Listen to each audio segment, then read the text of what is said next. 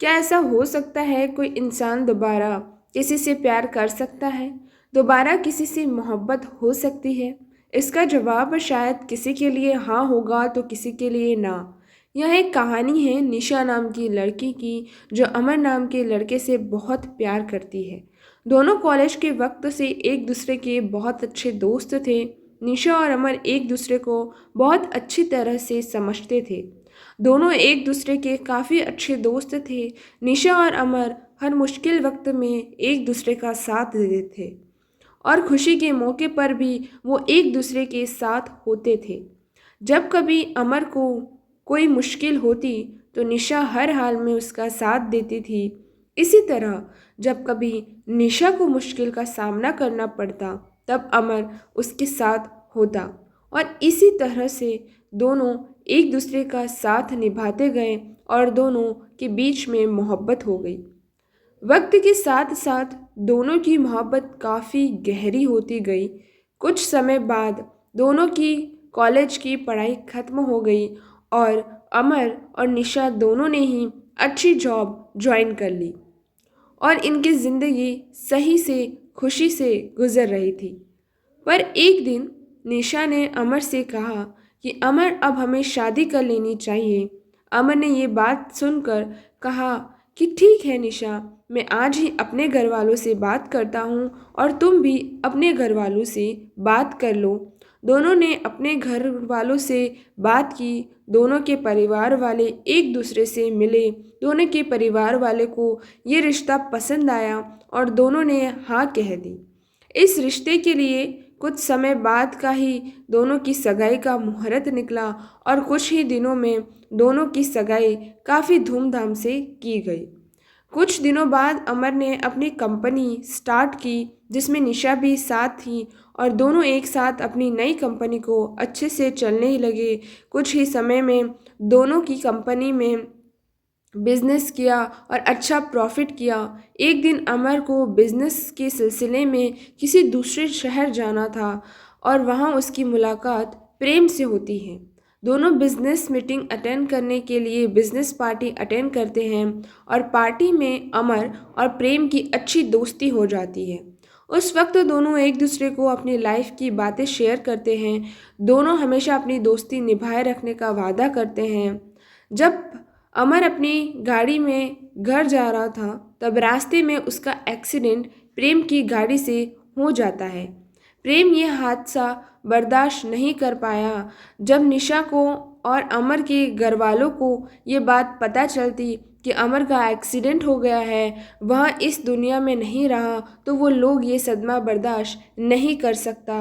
पर निशा को ये नहीं पता था कि अमर का एक्सीडेंट प्रेम की वजह से हुआ था।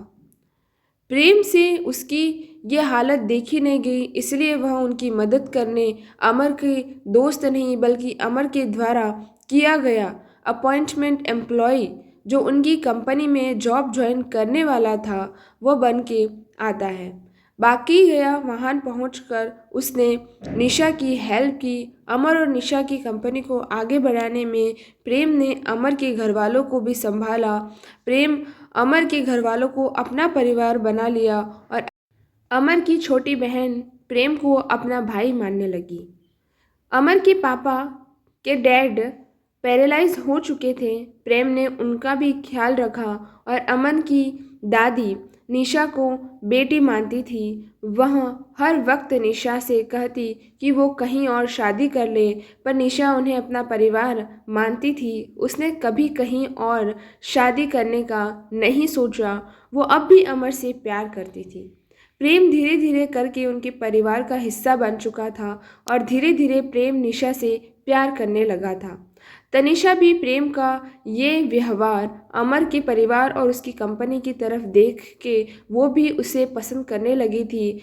पर प्रेम ने कभी उससे अपने दिल की बात नहीं कही, क्योंकि उसे डर था कि जिस दिन सच्चाई सबके सामने आएगी तो सब उससे नफरत करेंगे।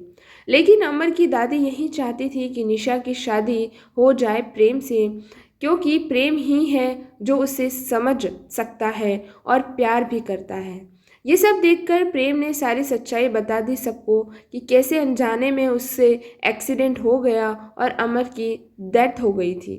ये सच सुनने के बाद सबको काफ़ी दुख हुआ और गुस्सा भी आया प्रेम पर निशा को भी गुस्सा आया प्रेम पर और उससे शादी के लिए इनकार कर दिया। इस सब के बाद प्रेम वापस जब अपने घर जा रहा था तब उसका एक्सीडेंट हो गया। प्रेम को ऐसे हॉस्पिटल में देखकर अमर के घर वालों को ऐसा लगा जैसे वो अपना बेटा दोबारा खो रहे हैं। निशा को तब अपने प्यार का एहसास हुआ कि वो प्रेम से प्यार करती है और उसके यह एहसास होता है कि कहीं ना कहीं अमर भेज यही चाहता होगा कि उसके जाने के बाद प्रेम से ही वो अपना रिश्ता जोड़ ले। पर निशा को प्रेम के बैग से एक डायरी मिलती है जिसमें प्रेम ने लिखा था कि वो निशा से कितना प्यार करता है पर अपनी अनजाने में की गई गलती से डरता है।